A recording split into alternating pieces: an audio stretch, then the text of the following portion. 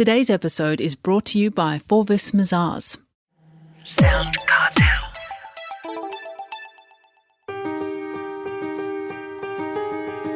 From SoundCartel, I'm Nicole Goodman, and this is Business Essentials Daily.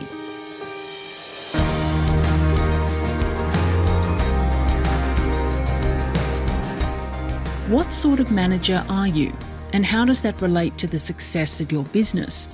Well, according to employment expert Marnie Jones, Director of Talent X, we all need to embody each of 7 management archetypes if we want to reach our full potential.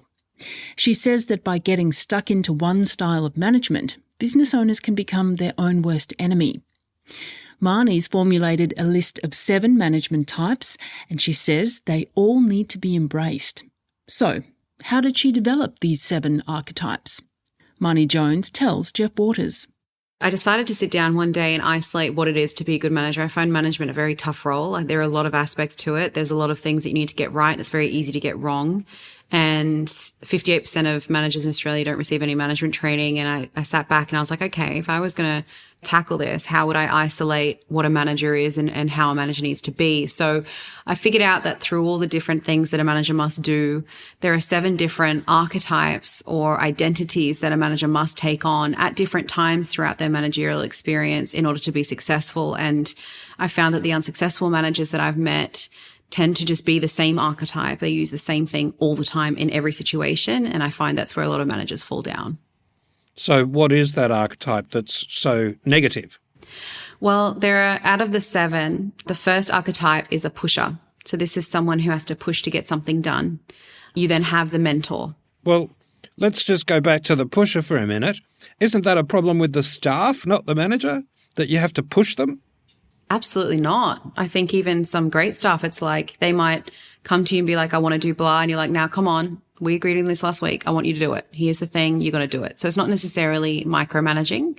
And also remembering that an archetype is an identity. So it's the way that the manager is being. It's not necessarily what the manager is doing. So you could hold the pusher archetype on an action that isn't necessarily pushing them as well. It's an identity.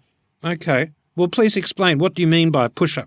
This is someone who doesn't take any sort of lax on something. And there are situations where you do need to push your staff. Like one of my staff members didn't want to change the way that she was running her calendar, for example. It's a very simple example. And she was like, I want to do it like this. And I said, you know what? I know that you want to do it that way. I'm really sorry. This is something I can't be fluid on. I need you to do it like this.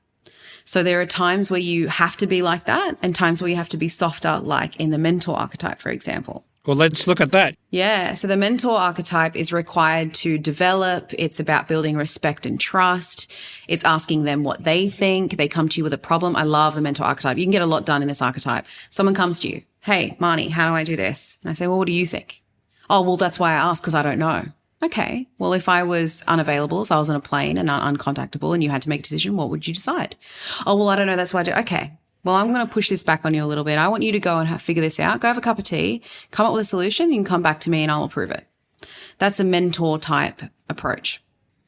You then have the police officer.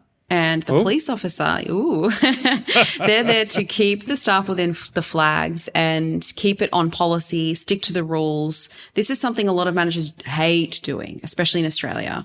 We don't like being the police officer. Like we walk through the office, if something is going on that should be addressed, the police officer will go, hey, this is the policy, let's get back on track. It's a bit different to the pusher, but it is a presence that someone has to have. Now, managers that don't have the police officer presence have staff that walk all over them. And staff where you tell them to do something, they don't do it. So the police officer is there to keep a feeling of, I better do something in a productive way. You have to have that feeling. Yes, self-responsibility. That's right. The next archetype is the trainer. And this is needed to upskill and develop the team. And it's there to make sure that they know what they're doing. They know how to do it. And you have the patience, and I say this with conviction, patience, to sit down and walk them through it. Now, this is also another archetype a lot of managers don't do. They get frustrated. I hire them, they should know. I pay them, they should know. You get these things a lot with managers. But there is a responsibility to go, okay, have I sat down with them? Have I run through it with them? Have I gone over it until they feel comfortable and then handed it over? So I like to think of training as the currency of management. because training buys you more time. It buys you more freedom and it buys you more flexibility in your role as a manager so you're not doing their job for them. You then have the innovator archetype. So this is required to prevent stagnancy and to propel the company forward. And the manager has to be thinking with that innovation. That's very important when you're looking at how things are run. Should you improve things? Should we look at a new software? Should we restructure this? Is this the right way that we're doing this? Is this the right customer? All these different things that a manager has to be aware of. You then have the organizer. And this is one a lot of managers hate, but the organizer is there to increase efficiencies and reduce waste. You could have the best staff. You could have the best company, the best clients, but if you don't organize that area, you can lose a lot of that area's potential. And the last archetype is the firefighter. So this is required to put fires out and deal with emergency situations and deal with urgent situations. And so the 7 are, I'll just recap: the pusher, the mentor, the police officer, the trainer, the innovator, the organizer, the firefighter.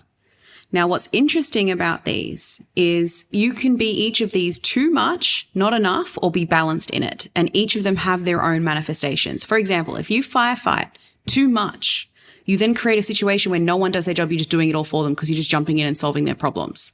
If you don't firefight enough, you have these awful situations that blow up and don't get solved because you didn't jump in soon enough. So each of these archetypes can be done too much or not enough. And you have to be able to adapt as a manager and know which archetype to use for which situation. You mentioned that it was like a spectrum that everybody is on. What's the sweet spot, Marnie? The sweet spot is really tricky because it depends on the situation and the person. This is the other thing. A staff member might really need you to be a pusher. Some staff respond to being pushed and told what to do and being quite stern with them. Other staff might hate that so much you have to be the mentor all the time. So there is no blanket rule. And this is where managers go wrong, because you hear someone say on a podcast or you read some article that says a manager must always be X, Y, Z. And that's the challenge that I find with management is this is why it's so hard, is because you have to be these 7 things at different times with different people, depending on the situation, and be able to swap instantaneously. If you can't swap that archetype and you get stuck being the organizer all the time, or for example, the innovator, if you are the innovator all the time, if you constantly innovate, you then actually remove stability. You can't innovate forever. Otherwise, there's no stability on what works or what doesn't. So it's really important. And that is the skill, is can you be a chameleon? How to know when the right time is. And that depends on the person standing in front of you. And it depends on the situation that's in front of you. That was Marnie Jones, Director of Talent X.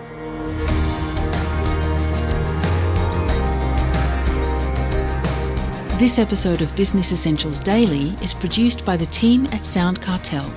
Thanks for listening. I'm Nicole Goodman. We'll bring you more Be Daily tomorrow. Follow at BE Daily Podcast across social media and head to bedaily.com.au for more from the Business Essentials Daily podcast. SoundCartel. This episode was brought to you by Forvis Mazars. To find out more, visit forvismazars.com/au. That's FORVISMAZARS.com/au.